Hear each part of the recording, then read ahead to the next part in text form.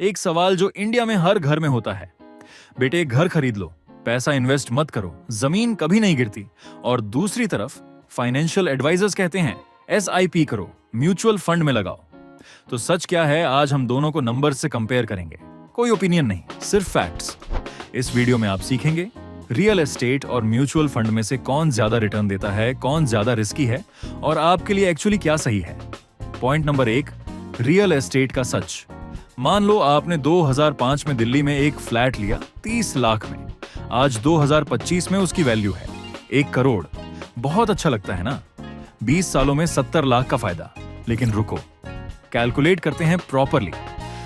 30 लाख पर 20 साल का रिटर्न रफली 6.2% पर ईयर। सेविंग्स अकाउंट से थोड़ा ज्यादा, और इसमें registration charges, maintenance, property tax और ब्रोकरेज, ये सब तो जोड़ा ही नहीं। इन सब को जोड़ने के बाद रियल रिटर्न आता है 4 से 5% पर ईयर, इन्फ्लेशन से भी कम। पॉइंट नंबर 2, म्यूचुअल फंड का सच। सेम 30 लाख 2005 में निफ्टी 50 इंडेक्स फंड में लगाते, आज 2025 में वैल्यू होती रफली 2.4 करोड़। सिर्फ 20 सालों में। कोई मेंटेनेंस नहीं, कोई प्रॉपर्टी टैक्स नहीं, कोई किराएदार की टेंशन नहीं, सिर्फ पैसा ग्रो हो रहा है।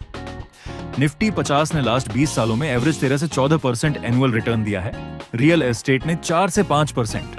नंबर्स बोल रहे हैं, म्यूचुअल फंड ने ऑलमोस्ट 3 गुना ज्यादा रिटर्न दिया। अभी रुको, क्योंकि रियल एस्टेट के कुछ जेन्युइन एडवांटेजेस भी हैं जो मैं आपको ऑनेस्टली बताऊंगा। पॉइंट नंबर 3, रियल एस्टेट के जेन्युइन फायदे। पहला, लोन मिलता है। 30 लाख की प्रॉपर्टी के लिए बैंक 24 लाख लोन दे देता है।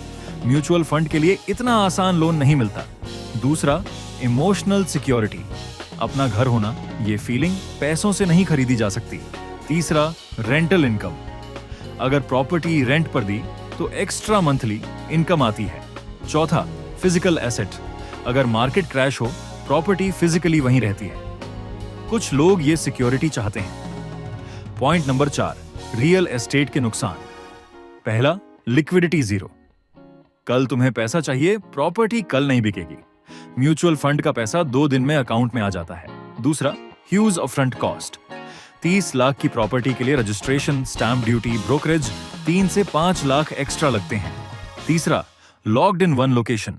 एक शहर की प्रॉपर्टी दूसरे शहर में शिफ्ट नहीं होती। म्यूचुअल फंड कहीं से भी कभी भी एक्सेस होता है। चौथा, मेंटेनेंस, रिपेयर, किराएदार की प्रॉब्लम, प्रॉपर्टी टैक्स, ये सब रियल कॉस्ट्स हैं। पॉइंट नंबर 5, तो क्या करना चाहिए? ऑनेस्ट आंसर, दोनों का कॉम्बिनेशन सही है। अगर घर खरीदना चाहते हो रहने के लिए तो खरीदो, इमोशनल वैल्यू रियल है। लेकिन अगर इन्वेस्टमेंट के लिए सोच रहे हो, सिर्फ रिटर्न के लिए, तो म्यूचुअल फंड क्लियरली बेटर है। और अगर अभी 25 से 35 साल के हो, एसआईपी करो। 10 से 15 साल बाद पैसा देख के खुद समझ जाओगे। एक लास्ट रूल, कभी भी पूरा पैसा एक जगह मत लगाओ। रियल एस्टेट भी रखो, म्यूचुअल फंड भी रखो। बैलेंस ही असली वेल्थ है। अगले वीडियो में हम देखेंगे कि 2026 में आपकी सैलरी कहां गायब हो रही है। वो 7 सीक्रेट शॉपिंग ट्रैप्स जो आपको कभी अमीर नहीं बनने देंगे। जो लोग इन्हें नहीं पहचानते, वो महीने के आखिर में हमेशा खाली हाथ रहते हैं। वो वीडियो बिल्कुल मिस मत करना। और अगर वो वीडियो मिस नहीं करनी तो मनी माइंडसेट प्रो को अभी सब्सक्राइब करो।